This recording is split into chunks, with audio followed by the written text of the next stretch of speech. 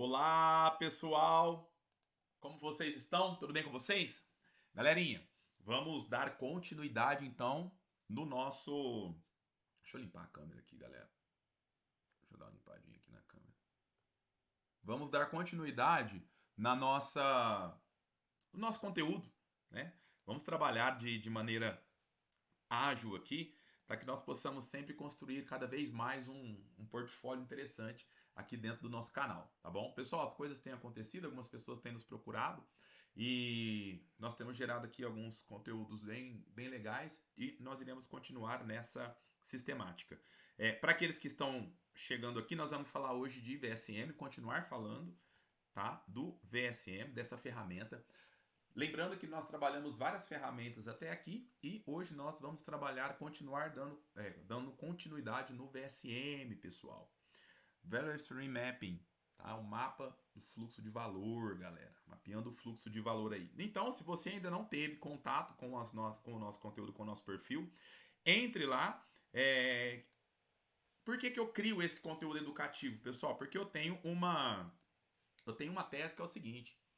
Você, antes de contratar uma empresa, contratar todo um contexto para a sua organização, o mais interessante seria você educar o seu time.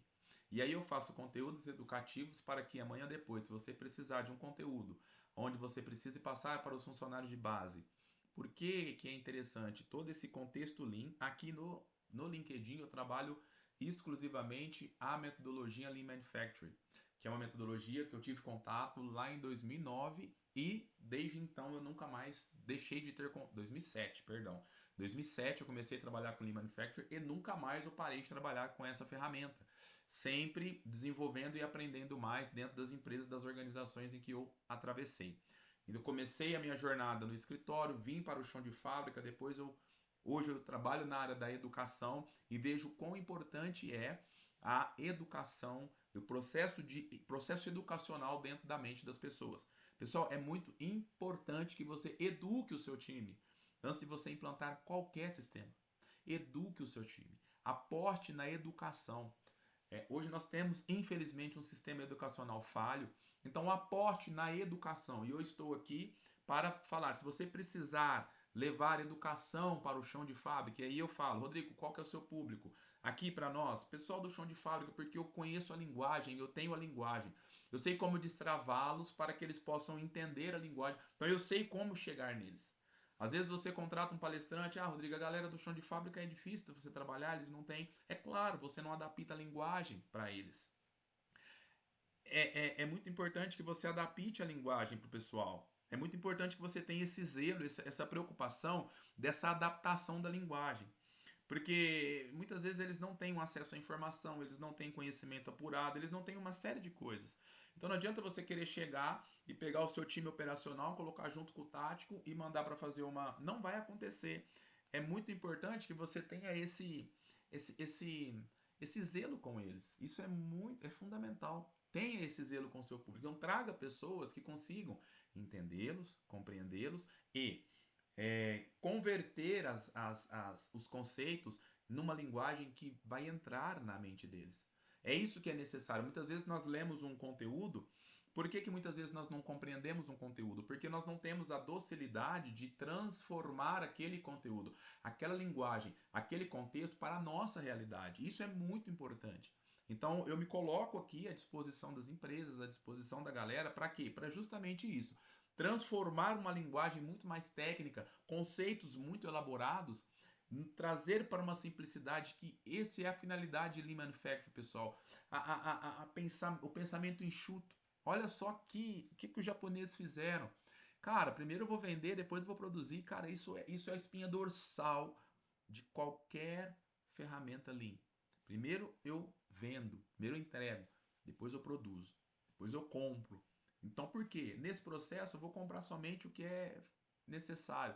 Primeiro eu vendo, depois eu vou atrás de produzir e de comprar os meus produtos. Isso é digamos assim, isso é o conto de fadas da indústria atual, tá ok?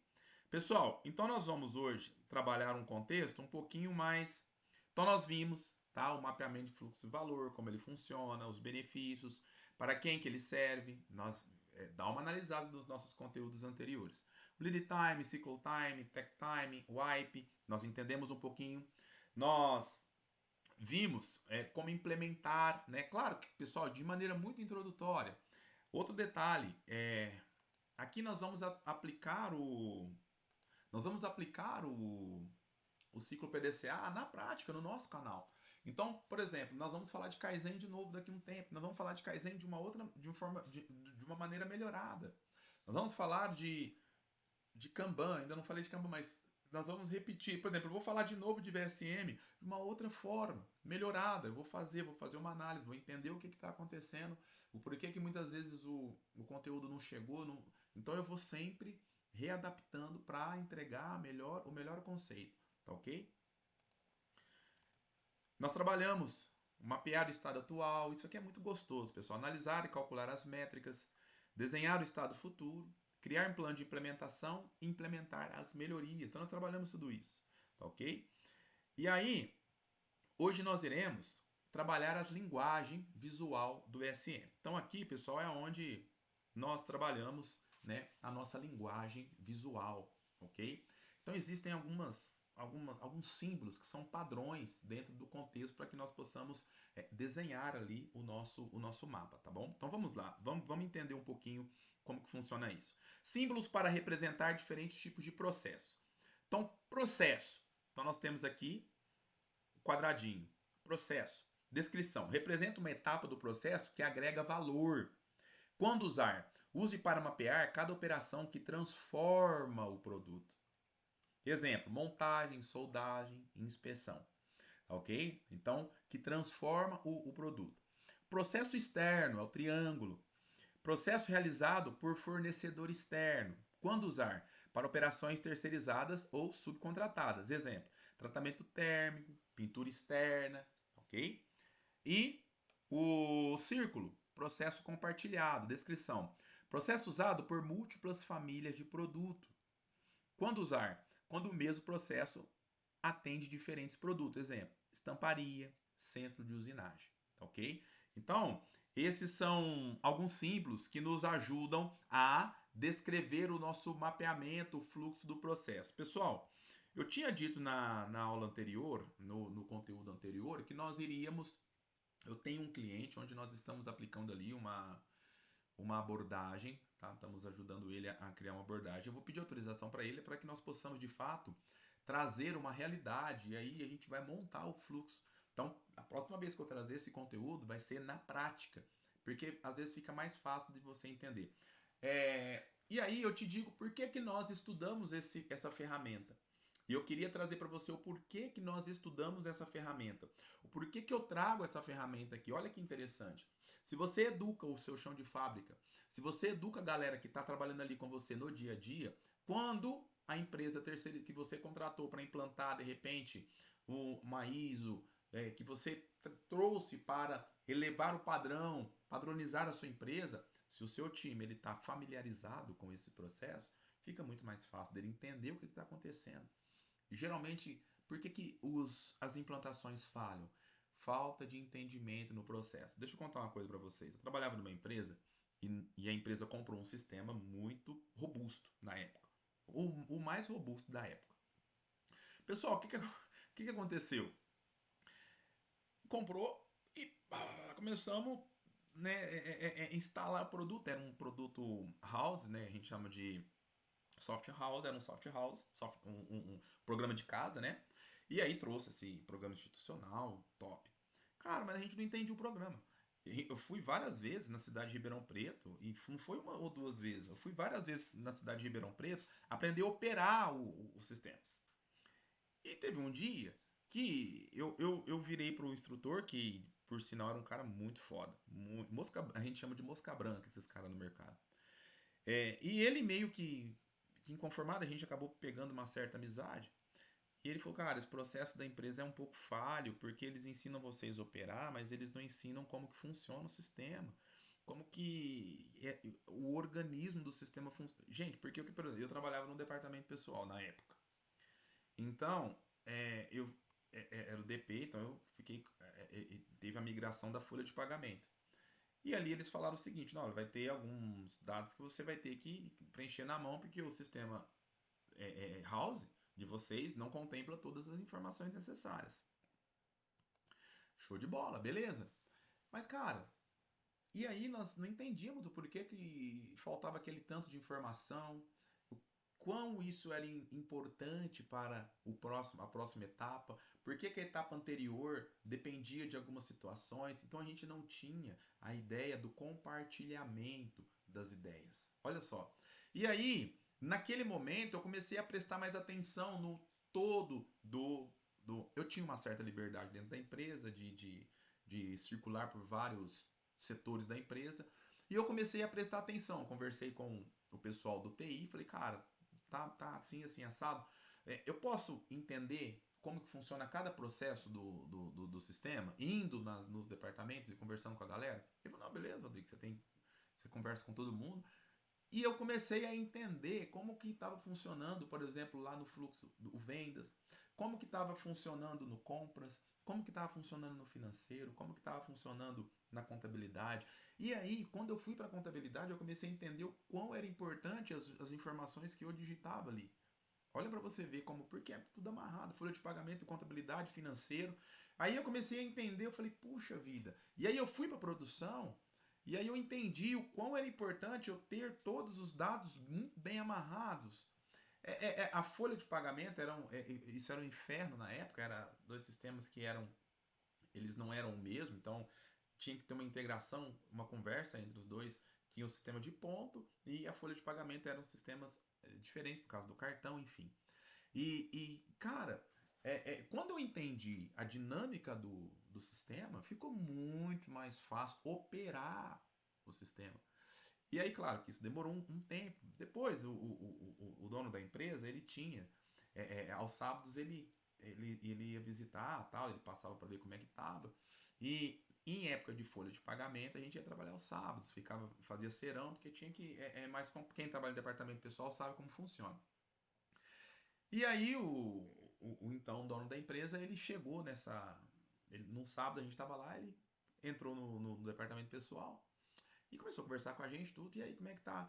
Aí eu falei pra ele, falei assim, olha, aconteceu isso, e falou, Rodrigo, mas coisa fantástica. A gente tem que fazer isso em todos os lugares. E começou-se naquele momento a fazer treinamentos com a galera de todos os setores. Todos os setores começou a se reunir e aí esse que eu virei colega dele, esse consultor, ele vinha e dava o treinamento porque ele entendia todo o contexto do sistema, apesar dele ser específico em recursos humanos, mas ele entendia todo o contexto do sistema. Olha a importância da educação. E esse consultor ele montou o sistema dele e ele está muito próspero, está muito bem.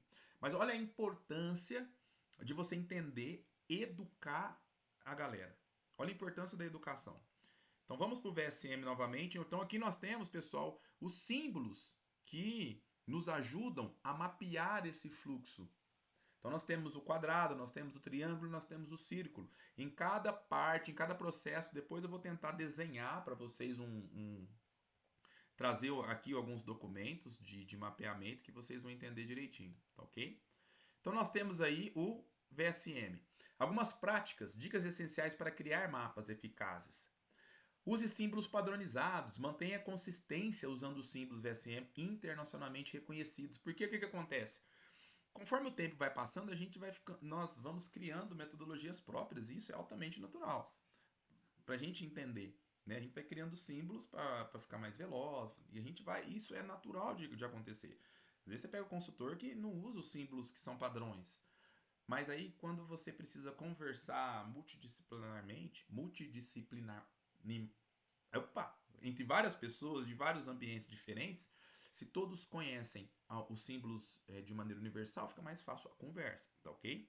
Você consegue conversar com mais tranquilidade. Por isso ele dá uma dica aqui: use símbolos padronizados. Mapeie o fluxo real. Documente como o processo funciona hoje, não como deveria funcionar.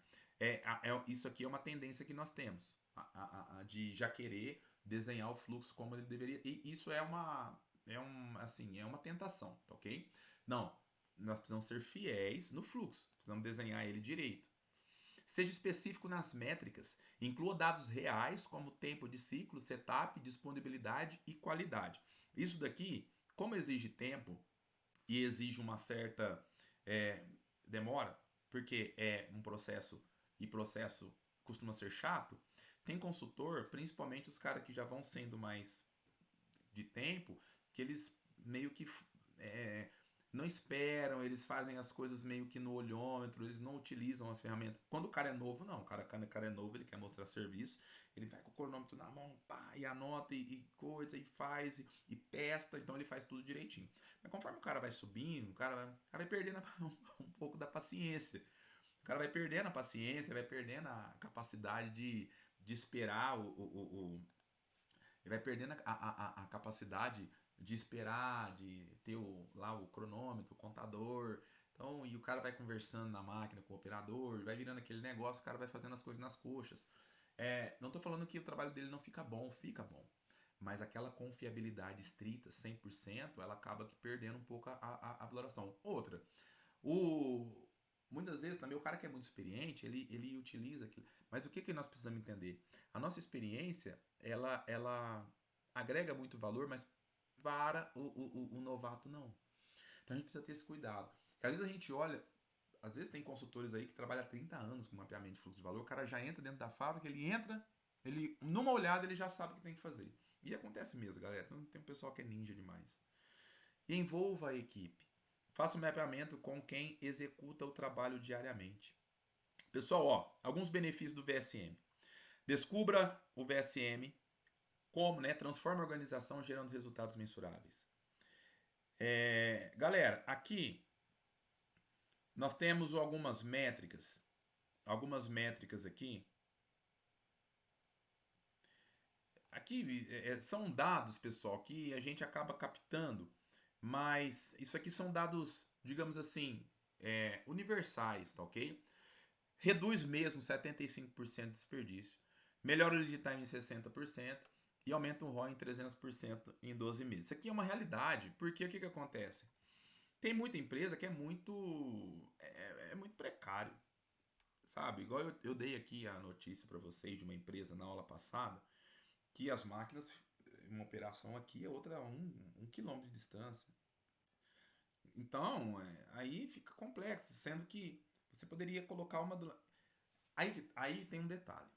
Algumas plantas, alguns sites, eles são desenhados, eles têm uma arquitetura muito antiga. É por isso que algumas empresas, quando elas incorporam, elas costumam desativar unidades. E aqui vai uma grande lição. Às vezes você fala assim, nossa, mas que pena, cara. Veio uma empresa de fora, incorporou, mas ela fechou essa unidade. Mas é por causa disso. A planta é tão antiga que fica inviável. É sério, pessoal, fica inviável. A planta foi desenhada antigamente e eu não sei se vocês conhecem de fato grandes empresas, mas tem máquina que você precisa criar estrutura, precisa criar grandes estruturas no chão porque elas operam de uma força astronômica, entende? Então, por exemplo, aqueles moinhos de usina, aquilo lá é uma loucura. Então, tem muitas empresas que vêm, incorporam as empresas e é mais fácil fechar. É mais fácil derrubar e fazer outra. Compensa mais. Porque esses caras têm um time que altamente é eficiência. Tem que ser, porque o preço hoje, o mercado quer preço. O mercado quer preço. Então, o processo precisa entregar preço, qualidade e preço, tá? Então, muitas vezes não compensa você ficar quebrando cabeça, não. Ok? Redução de desperdício. Impacto é alto, pessoal. E de 3 a 6 meses você já consegue coletar esse impacto, tá ok? Eliminação sistemática dos 8 desperdícios do Lean, pessoal. Então, reduz estoque, eliminação de trabalho, redução da movimentação. Pessoal, eu vou dividir, pessoal, isso aqui. Eu vou deixar para fazer um outro conteúdo só com esse contexto aqui, ó, dos benefícios. Porque isso aqui é muito legal e gera muitos insights para vocês. Nós vamos parar por aqui, até porque essa explanação ela já ficou um pouco longa. Então nós paramos por aqui hoje. Espero que você tenha curtido esse conteúdo e nós seguimos em frente, ok? E vamos lá.